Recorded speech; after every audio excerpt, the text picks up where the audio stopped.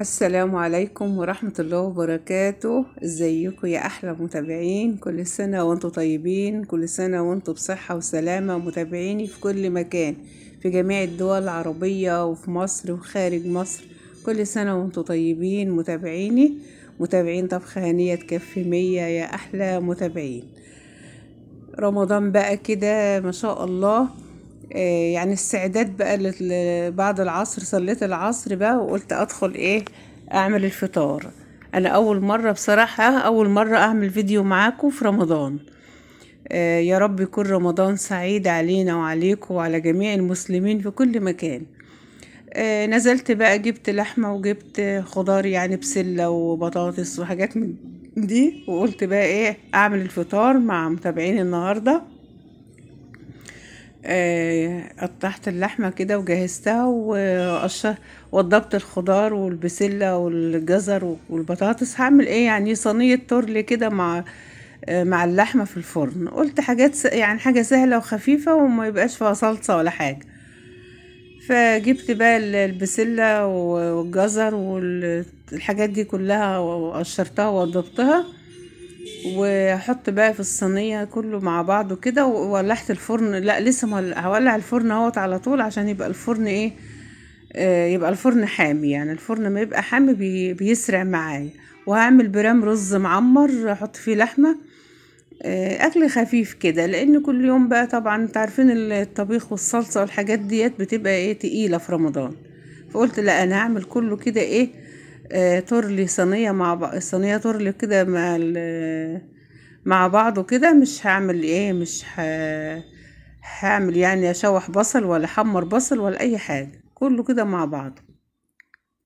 حطيت البسله والبطاطس والجزر. آه، بس انا كنت هجيب كوسه، قلت لا اخليها كده كويسه. يعني ساعات الكوسه يعني بتبقى تستوي اكتر جامد معاها. وانا بطخن الكوسه برضو وانا بقطعها، بس هما يعني مش محبين الكوسه قد كده، مش بيحبوا الكوسه قوي. فقطعت بقى الحاجات دي كلها مع بعضها، وقطعت بصلايه كده ناعمه. وهحط كل الحاجات دي مع بعضها وشويه فلفل اسود والملح بس. مش عايزين بهارات ياما ولا حاجة طبعا، عشان المعدة، وعشان ما يبقاش الأكل تقيل يعني كده. فلفل اسود وورقة لوري وخلاص، وملح كله مع بعضه كده. واحطه بقى في الفرن. انا كل مرة بغطي بورق فويم كده، بس الورق خلص، قلت لا انا احطها في الفرن على طول عادي كده. وتحت بقى على في اول يعني في الفرن من تحت خالص كده في الاول يعني. وبعدين ارفعها على الشبكة كده بقى. اوضب الرز بقى كده ما شاء الله. يعني قلت اعمل حتتين لحمة. انا ما بحبش احط اللحمة كده نية في الرز، انا بحب اشوح.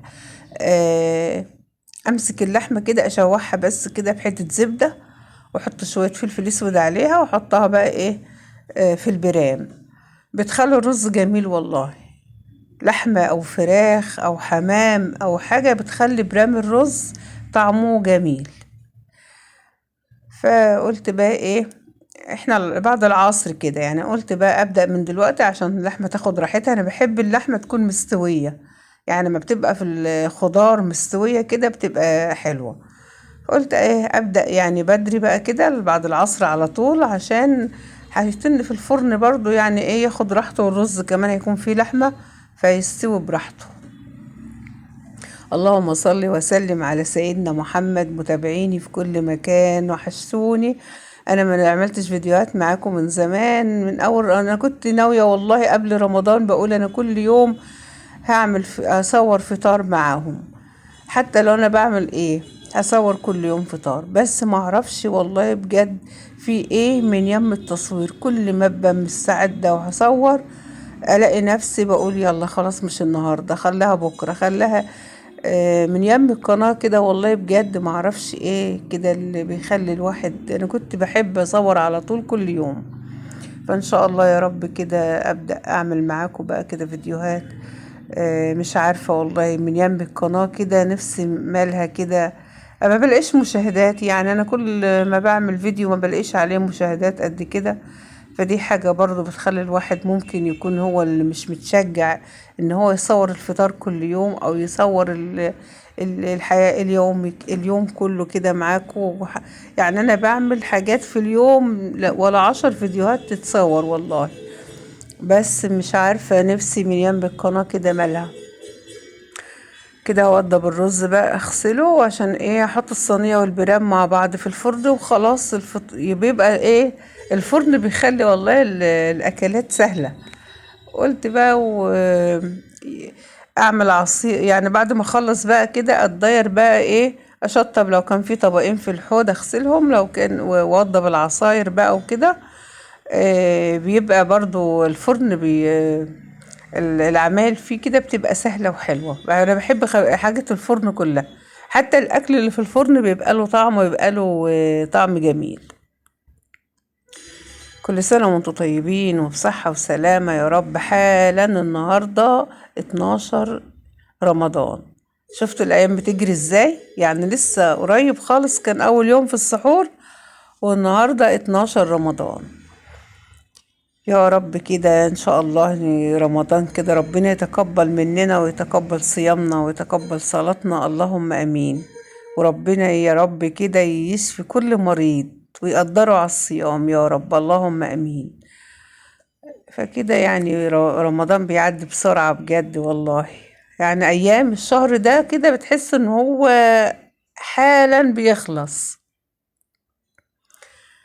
كده بقى إيه هوضب البرام بقى عشان احط الرز احط بقى الفرن. ولعت؟ لا لسه هولعه برضو. يعني انا في دماغي ان انا بحسب ان انا ولعت الفرن. هولع الفرن برضو عشان ايه الفرن ما شاء الله يعني اما بحط بقى الحاجات دي بعلي في الاول على النار، بعليه من تحت الاول خالص، وبحطه تحت على الارضية خالص لحد ما يغلي كويس، وارفع بقى على اول دور في الشبكة.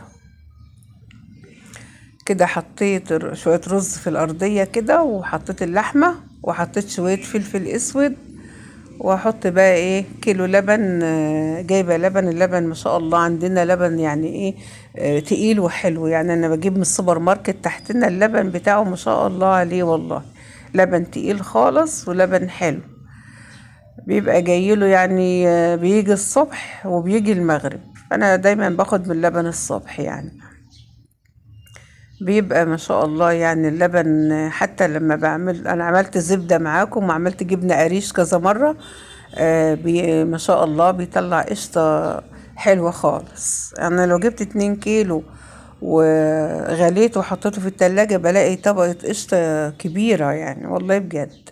يعني ممكن تستغني ان انت تشتري زبدة لو خدت وش اللبن. لو جبتي لبن كل يوم وخدت الوش بتاعه تعملي بيه بقى، تطبخي بيه.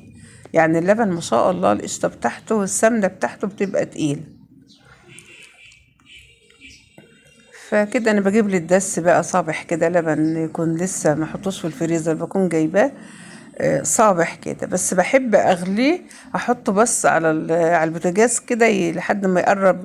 اول ما يبدأ يغلي كده احطه في البرام، عشان الرز يغلي بسرعة في الفرن. ما بياخدش وقت وبيخلي الرز ما بيغيبش وقت طويل في الفرن. كده بولع الفرن بقى معاكم. والله بجد يعني العصر كده بيبقى ما شاء الله لما بتبدأوا الفطار بدري. ما تزنقوش نفسكم لو محشي لو حاجات من دي. اليوم قصير، الواحد يبدأ بدري يبقى بيلاقي وقت بقى كده يعمل فيه عصير، يعمل السلطة، بيبقى مرتاح وفايق. لكن اللي بيبدأ متأخر قبل الفطار بنص ساعة ده ولا بساعة بيتزنق، بيكون في حاجات ياما عايز يعملها. لكن لا، انا والله بجد السنه دي بقيت اروق يعني كده، اقول ابدا بدري شويه، عشان الشويه اللي هم قبل الفطار دولت الواحد يكون فايق فيهم كده، ويجهز الاكل كده، ويحط مخلل، يحط سلطه، يوضب يعني. فما شاء الله يعني رمضان والله يومه جميل كده. احط الرز بقى في الفرن، واحط الصينية، خلاص كده بقى ايه اسيبهم بقى في الفرن ياخدوا يدوا كده بشكل ودي. وهعمل انا روق بقى، لو في طبقين، لو في حاجة في الحوض اغسلهم.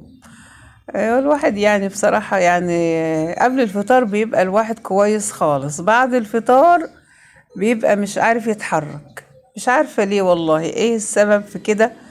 رغم ان الواحد ما بيرضاش يتقل في الفطار، بس بعد ما بفطر يعني انا والله كنت ناوية ان انا اطلع اصلي التراويح كل يوم، بس لا، الواحد بيفطر بقى وخلاص بيحس ان هو دماغه مصدع وما عندوش استعداد ان هو ينزل. فانا من اول رمضان والله بجد انا ناوية ان انا اروح اصلي التراويح كده بتحس بمعنى رمضان، يعني صلاة التراويح ديت بتخلي الواحد يحس برمضان. بس ان شاء الله ربنا يقدرني كده واقدر يا رب النص التاني كده، يا رب ان شاء الله يا رب. ربنا يجعل رمضان سعيد عليك وعلينا يا رب، اللهم امين. رمضان ده بركة والله ورزق، وسبحان الله انتوا لو تبصوا كده لبركة ربنا وبركة رمضان، تلاقوا كل حاجة بتعملوها بتطبخوها بتطلع جميلة.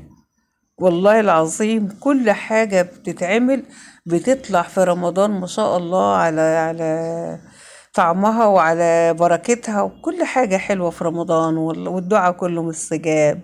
وتحس ان ما شاء الله ربنا بيسهل كل الأمور. اللي عنده مشكلة، اللي عنده أي حاجة بتتحل بقدرة ربنا، سبحان الله والله بجد. ده كله عشان ايه؟ عشان احنا قريبين من ربنا، والمفروض نبقى قريبين من ربنا على طول، مش في رمضان بس، والله بجد. يعني بنبقوا قريبين من ربنا، ربنا بيعمل لنا كل اللي احنا عايزينه. ما بتطلبيش حاجة من ربنا لما ربنا بيحققها وبيديها لك. ليه؟ عشان ربنا يعني ايه صح في القرآن يقول ادعوا لي استجب لكم. فهو فعلا الدعاء هو اللي بيمنع كل حاجة وحشة تحصل للإنسان. الدعاء هو اللي بيسهل الأمور لكل واحد بيدعي ربنا. ربنا إن شاء الله يتقبل منكم جميعا ويتقبل منا يا رب، اللهم أمين. تقبل دعانا يا رب. وترزق كل محتاج يا رب، اللهم أمين. وتدي كل حد ربنا يكرمه بالأطفال ربنا يديله، يدعو في رمضان ربنا يديهم ويكرمهم ويرزقهم بالخلفة الصالحة. واللي ربنا كرمه بأولاده وربنا يخليهم له ويبارك فيهم، اللهم آمين.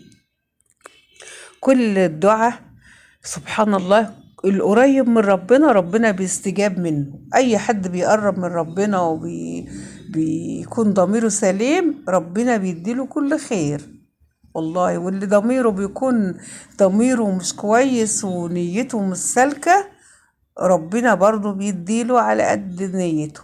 الحمد لله والله بجد يعني. ربنا عالم بكل الناس وعالم بكل اللي في القلوب. ربنا يفك كرب كل مكروب، اللهم امين. يا رب تفك كرب كل مكروب، يا رب تسعد بناتنا وتسعد كل البنات، اللهم امين. في حق يعني ما شاء الله الشهر ده الدعاء مستجاب فيه. ربنا يدي كل إنسان اللي هو عايزه يا رب، اللهم أمين. وتكرمنا وتدينا الصحة وتدينا العافية وتبعد عننا الأمراض يا رب، اللهم أمين. وتشفي كل مريض، اللهم أمين يا رب. ف يعني ما تخلوش يعني مثلا ان انتوا تكسلوا ان انتوا تدعوا، لا، او انتوا بتعملوا حاجة كده اهو في سركم ادعوا. الدعاء بيمنع القدر والله بجد. ادعوا انتوا تغسلوا مواعين، ادعوا كده وانتوا بتعملوا حاجة وانتوا واقفين في الوقت اللي هو فيه صمت كده. استغفروا فيه وادعوا فيه، ربنا يتقبل مننا كل دعاء يا رب. ويسعد كل حد يا رب، ويسعد كل البنات ويديهم كل اللي بيتمنوه، اللهم امين يا رب. كده بعمل بقى العصاير. قلت بقى انا خلصت كده، حطيت الاكل في الفرن ما شاء الله خلاص، وخلصت الطبقين اللي انا كنت بشتغل فيهم. قلت اعمل بقى العصاير واعمل اوضب السلطة واوضب الحاجات دي عشان ايه. خلاص يعني القرآن فاضل له بحوالي، يعني احنا الساعة دلوقتي كام؟ الساعة 5. فاضل ساعة الا ربع كده على المغرب، فقلت احط العصير في التلاجة وكده. واتابع بقى اللي في الفرن بقى، اللي عايز يتضير اضيره، واللي عايز يطلع على الشبكة وكده. كده ما شاء الله الرز راح زي الورد، طبعا عشان ما فيش لمبة في الفرن بنشوفه بقى ما شاء الله. آه طلع الاكل ما شاء الله جميل. كل سنة وانتم طيبين وفي صحة وسلامة كده. استعداد بقى القرآن شغال، هيخلص بقى القرآن، فقلت بقى ايه اغرف الاكل معاكم كده. يا رب كده ان شاء الله صوما مقبولا وافطارا شهي ان شاء الله. الرز طالع مفلفل وجميل، واللحمة بتبقى فيه بتخلي طعم الرز والله بجد أحسن ما تعمل كده من غير ما تحط فيه حتة اللحمة. لو في مثلا فراخ، لو كبد، بيبقى جميل. فقلت يلا بقى كده ايه، فطار خفيف. كل سنة وانتم طيبين وبصحة وسلامة، ورمضان دايما يا رب كده يكون كريم عليكم جميعا متابعيني في كل مكان. يا رب كده يستجاب من دعايا لكم، ربنا يديكم ويكرمكم ويسعدكم. متابعيني في كل مكان وكل المسلمين، ربنا يشفي كل مريض اللهم امين. وشوفوا بقى كده انا بعرف الفطار وخلاص بقى، احنا مدفع الافطار هيضرب خلاص، فاضل مفيش كده بتاع 5 دقايق. والاكل مش هقول لكم بقى على ريحته جميل والله بجد. وهطلع بقى العصير واطلع الحاجات بره. تفضلوا الفطار معانا يا احلى متابعين، كل سنة وانتم طيبين وبصحة وسلامة، مع الف سلامة.